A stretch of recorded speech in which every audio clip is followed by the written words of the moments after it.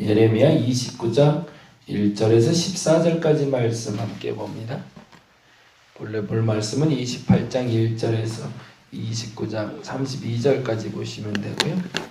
그 중에 오늘 예레미야 29장 1절에서 14절 말씀 같이 한 목소리로 천천히 읽으면서 내게 주시는 말씀 찾도록 하겠습니다. 천천히 한 목소리로 읽겠습니다. 선지자 예레미야가 예루살렘에서 이 같은 편지를 느부갓네살이 예루살렘에서 바벨론으로 끌고 간 포로 중 남아있는 장로들과 제사장들과 선지자들과 모든 백성에게 보냈는데, 그때는 여고니아 왕과 왕후와 궁중 내시들과 유다와 예루살렘의 고관들과 기능공과 토공들이 예루살렘에서 떠난 후라.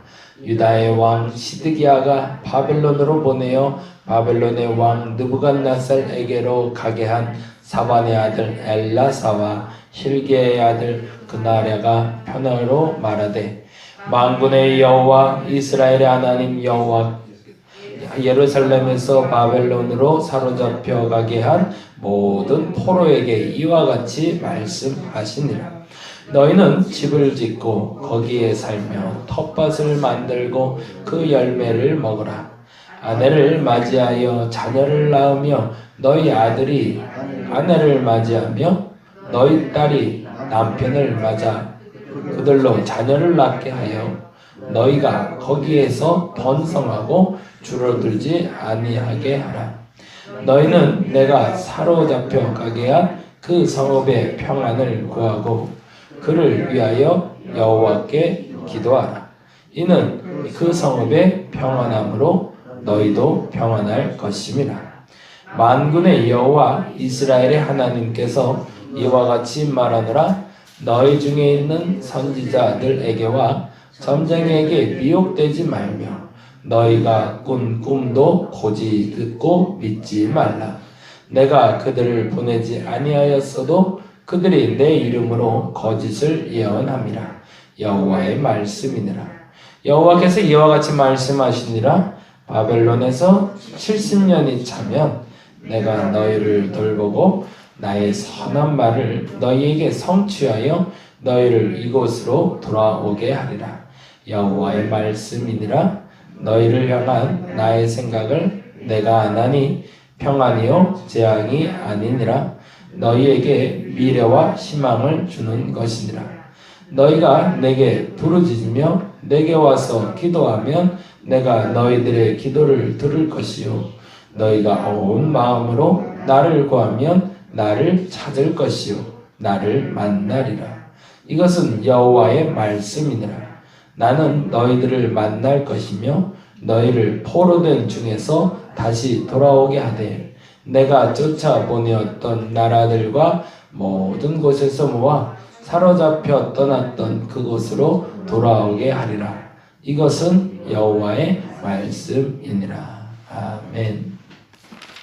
어제 말씀드린 대로 여호와긴 시드기야 시대가 우리나라로 말하면 철종, 고종, 순종 때 정도로 보시면 좋을 것 같아요. 이제 시대적으로 우리가 읽기에 그게 훨씬 더 여러분이 알아듣기 쉬우실 것 같아서 그렇게 설명을 드리는데, 우리나라의 그 조선시대 말기에 철종 때, 고종 때, 순종 때 일어난 일이 열강들이 우후죽순적으로 일어나서 우리나라에 찾아오잖아요. 그래서 쇄국 정책을 펴고 있는 우리나라의 철통 같은 그 문을 열려고 사방에서 이제 노력을 해요. 그때 이제 고종 황제가 고민을 많이 하게 됩니다. 어떤 고민을 하게 되면 누구에게 문을 열어줄까? 누구에게 우리의 곡간 길을 줄까? 누구에게 우리의 항구를 열어줄까를 가지고 굉장히 심각한 고민에 빠지게 돼요. 처음에 봤던 사람들은 사실은 영국 사람들이었어요. 영국 사람들이 제일 먼저 중국을 개항을 했으니까 이제 중국이 개항된 것을 알고 있었던 고종 황제는 영국을 한번 훑어보게 되는데 문제가 발생한 거예요. 뭐냐면 영국이 중국에 들어와서 첫 번째 한 일은 선교사를 보내주고 문화를 심어주고 좋은 것을 주는 것이 아니라 마약을 가지고 그 중국의 시민들을 오염시켰던 것을 알게 된 거죠.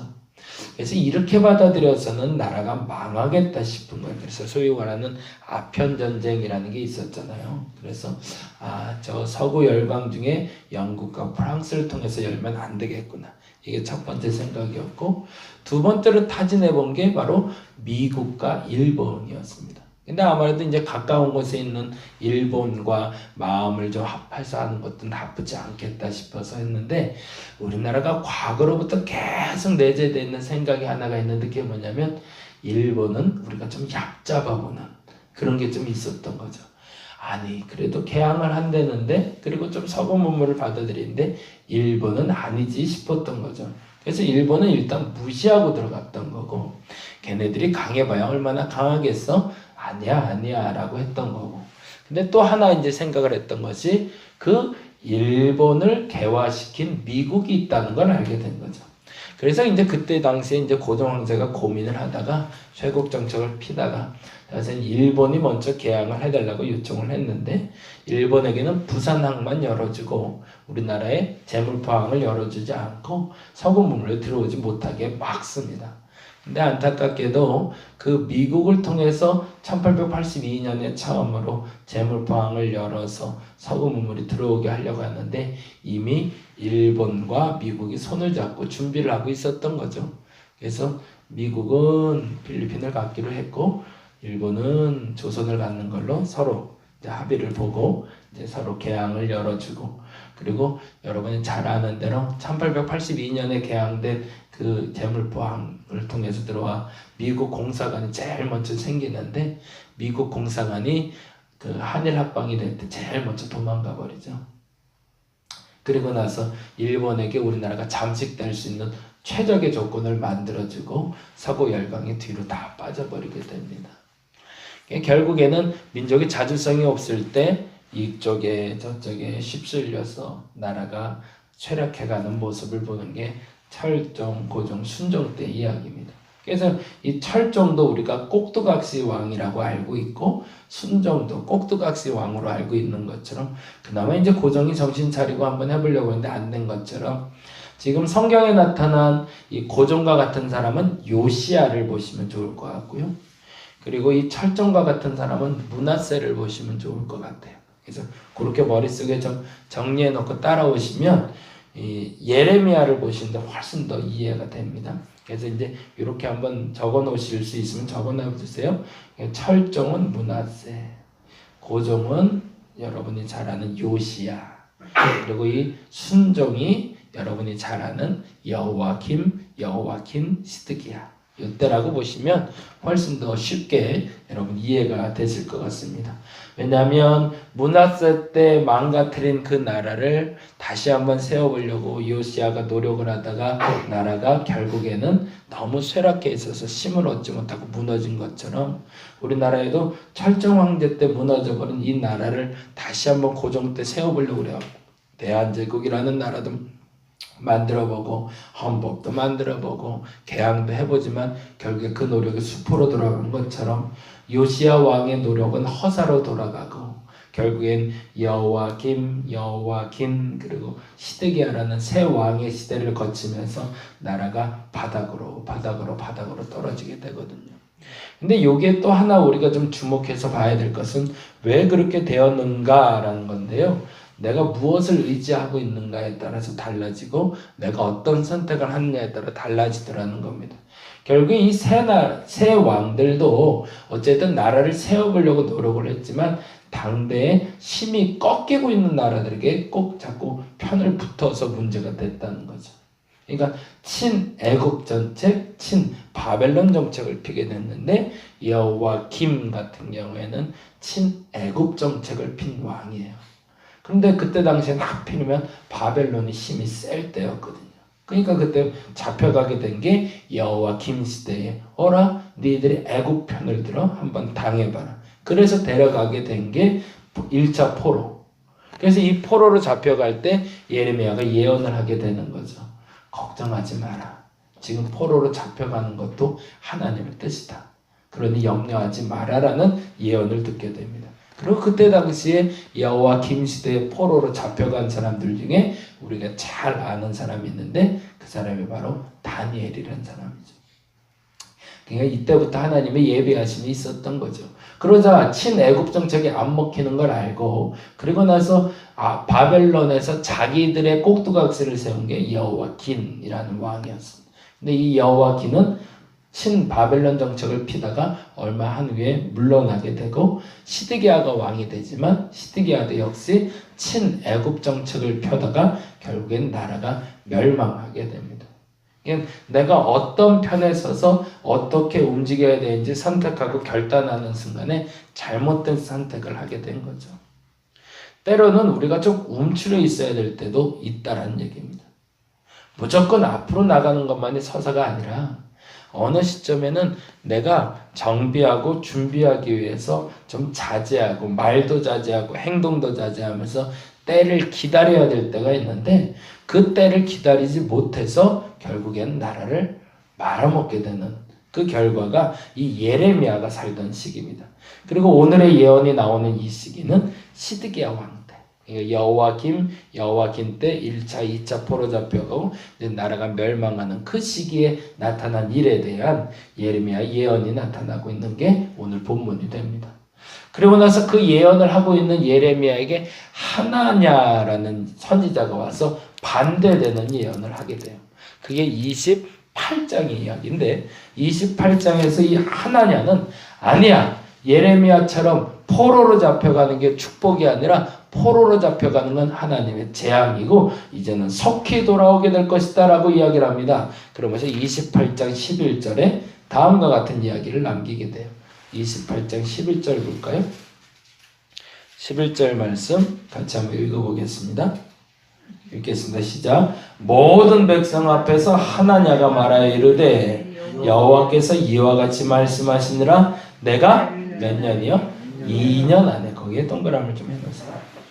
당대에는 이렇게 알고 있었던 겁니다. 포로로 여호와김 시대에 잡혀가니까 잡혀간 사람들이 2년 만에 다시 돌아올 거라고. 조금만 기다려라. 조금만 기다리면 빨리 회복될 거다라고 얘기했다는 거죠. 근데 이스라엘 회복이 그렇게 쉽지 않은 거죠. 다시 한번 읽어봅니다. 11절. 모든 백성 앞에서 하나냐가 말하여 이르되 여호와께서 이와 같이 말씀하시니라. 내가 2년 안에 모든 민족의 목에서 바벨론 왕 느부갓네살의 멍에를 이와 같이 꺾어버리라 하셨느니라. 하매 선지자 예레미야가 자기의 길을 가니라. 말도 안 되니까 그냥 이제 서로 등대고 떠나버린 거죠. 그리고 이 하나냐는 17절에 하나님의 예언대로 다음과 같이 됩니다. 15절부터 17절 볼까요? 선지자 예레미야가 선지자 하나에게 이르되 하나냐여 들으라. 여호와께서 너를 보내지 아니하셨거늘 내가 이 백성에게 거짓을 믿게 하는도다. 여기서 우리가 한 가지 좀 기억해야 될 게 하나님이 진짜 화난 게 뭘까라는 거죠. 지도자로서의 역할을 감당하지 못할 때 하나님이 분노하신다는 겁니다. 그들이 악한 길에서 떠나지 못하게 하는 것도 문제지만 그들에게 잘못된 예언을 하는 것을 하나님이 너무너무 싫어하신다는 거죠. 그러고 나서 16절에 다음과 같이 이야기합니다. 그러므로 여호와께서 이와 같이 말씀하시되 내가 너를 지면에서 제하리니 내가 여호와께서 패역한 말을 하였습니다. 내가 금년에 죽으리라 하셨느니라 하더니 선지자 하나야가 그의 7째 날에 죽었더라. 이쯤 되면 이스라엘 백성들이 이게 잘못된 예언인지를 알아야 되는데 사람들의 마음이 그렇지 않더라는 거예요. 왜 그랬을까요? 조급하니까. 내 문제가 빨리 해결됐으면 좋겠거든요. 생각보다 내 상황이 악한 것 같고 너무나 불안하니까 사람들은 조금만 솔깃한 얘기만 들어도 거기에 자꾸 집중을 하는 겁니다. 그래서 예레미야가 도저히 안 되겠다 싶어서 심지어 포로로 잡혀간 사람들에게 편지를 보내게 됩니다. 그 얘기가 29장이에요. 28장에 유대 땅에서도 그런 예언들을 하니 이 포로로 잡혀간 사람들이 마음이 얼마나 불안하겠어요. 2년 안에 회복되지 않을까? 혹여 좋은 일 있지 않을까? 그 불안함으로 탄식하고 있는 그들에게 예레미야는 다음과 같은 3가지의 메시지를 전하게 됩니다. 그 편지 내용이 29장 5절이에요. 같이 한번 볼까요? 29장 5절부터 8절까지인데 5절 읽겠습니다. 시작. 너희는 집을 짓고 거기서 살며 텃밭을 만들고 그 열매를 먹으라. 뭐 하라는 거죠? 영구히 살 것처럼 거주지를 만들어 버리라는 겁니다. 왜요? 불안하지 말라는 거죠. 그러면서 심지어 6절에는 아내도 맞이하고 자녀도 낳고 아들이 아내를 맞이하게 그리고 딸이 남편을 맞아 자녀를 낳게 하고 너희가 거기서 번성하고 줄어들지 아니하게 하래요. 두 번째로 7절에 읽어봅니다. 너희는 내가 사로잡혀 가게 한 그 성읍에서 뭐 하래요? 평안을 구하래요. 첫 번째는 영원한 거주지처럼 살라. 두 번째, 평안을 구하라. 그리고 세 번째 8절에 이렇게 얘기합니다. 만군의 여호와 이스라엘 하나님께서 이와 같이 말하노라. 너희 중에 선지자들에게와 점쟁에게 미혹되지 말라. 세 번째는 미혹되지 말라. 첫째, 영원히 살 것처럼 거주하라. 두 번째, 평안을 구하라. 세 번째, 미혹되지 말라. 그럼 뭐에 미혹되지 말라는 걸까요? 불안하고 조급하게 만들어주는 환경에 미혹되지 말라. 그들이 돌아올 날은 70년이기 때문에 2년으로 끝날 일이 아니기 때문에 그때가 차야 일이 끝나는데 그때가 찰 때까지는 너무 불안해하지 말고 조급해하지 말라. 그럼 그 70년이란 말은 뭘까요? 하나님이 움직일 때를 말하죠. 우리가 자꾸 일을 그르치는 이유가 동일하게 해석이 되고 있는 거죠. 자꾸 불안해하지 말라는 겁니다. 조급해하지 말라는 겁니다. 내가 너에게 정해준 때가 있으니 그때까지 너는 너의 현실에서 감사하며 최선을 다해 살고 있으면 그 어느 순간에 하나님이 너를 들여다가 그 불안을 종식시켜 주시고 그 조급함도 내려놓게 하시고 진짜 내가 원하는 땅으로 돌아오게 하실 거라는 겁니다. 그러면서 하나님이 이렇게 얘기하시는 거죠. 11절이죠. 11절. 여러분이 잘 아시는 구절인데 11절. 여호와의 말씀입니다. 너희를 향한 나의 생각을 내가 안대요. 거기다 줄을 좀 쫙 쳐주세요. 나를 향한 하나님의 생각을 누가 제일 잘 알까요? 하나님이 제일 잘 아시는 거죠. 내가 너희를 향한 마음이 내가 제일 잘 아는데 어떻게 내 마음을 너희들이 자꾸 읽으려고 드냐는 거죠. 내가 너희에게 진짜 주려고 하는 게 뭔데? 평안이기 때문에. 미래와 희망이기 때문에. 근데 언제? 불안하고 조급하지 않을 때. 그 불안함으로 좌불안 속으로 집도 짓지 못하고 땅도 갖지 못하고 옛날에 우리 92년에 휴거 된다고 막 집 팔고 못 팔고 그랬던 것처럼 그렇게 조급해하지 말라는 거면 하나님 나라가 올 때 맷돌 갈다 그냥 오는 거고 밭일하다 그냥 오는 거지 내가 준비하고 뭔가를 다 챙겨놓고 정리해서 하나님 나라를 준비하는 게 아니라 오늘 한 날에 최선을 다하다 보면 그 최선의 덤으로 하나님 가장 귀한 때에 들어 쓰신다는 겁니다. 저와 여러분이 오늘 그 조급증을 내려놓을 수 있기를 간절히 바랍니다. 그 불안함도 내려놓으시길 바랍니다. 그리고 더 중요한 것, 오늘 한날의 은혜에 족한 줄 알고 오늘 주신 이 은혜에 감사하며 살아갈 수 있는 저와 여러분이 되시기를 간절히 바랍니다. 기도하겠습니다. 오늘의 은혜가 족합니다. 아니, 오늘의 은혜로 충분합니다.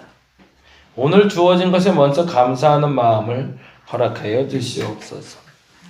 내가 선택해서 주신 환경도 아니고 하나님이 미리 예배해서 주신 넉넉함이 있는데 하나님 안타깝게도 하나님이 주신 은혜는 기억하지 못하고 주어지지 않은 것에 대해서 속상해하며 원망합니다. 지금 주신 은혜에 먼저 감사하며 내 평안을 지키는 자에게 약속된 날에 하나님이 평안과 은혜로 채워주실 줄로 믿습니다. 오늘 불안함을 사라지게 하여 주시옵소서. 오늘 조급함도 사라지게 하여 주시옵소서. 너희를 향한 나의 생각을 내가 하나니 그것은 평안이요 재앙이 아니니라. 너희에게 미래와 희망을 주는 것이니라. 이 말에 아멘할 수 있는 우리가 되게 하여 주시옵소서.